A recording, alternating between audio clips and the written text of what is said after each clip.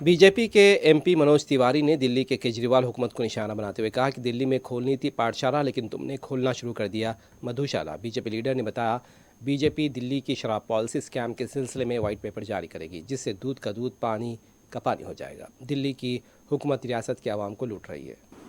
पाठशाला, लेकिन तुमने खोलना शुरू कर दिया दिल्ली में मधुशाला।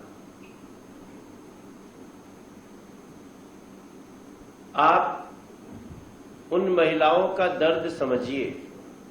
मैं आज दिल्ली के लोगों को बताना चाहता हूं कि जब कोई महिला 45-50 साल की होती है, अपने बच्चे से उम्मीद करती है हमारा बच्चा अब हमारा सहारा बनेगा, अब हमारा बच्चा हमारे कुल का दीपक बनकर के हमारे परिवार को आगे बढ़ाएगा, और तब बच्चा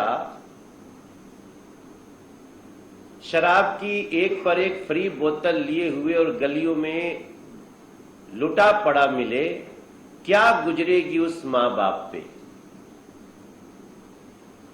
फिर वो क्या कहेगी उसके लिए जो जिद पे है कि नहीं हम तो पिलाएंगे।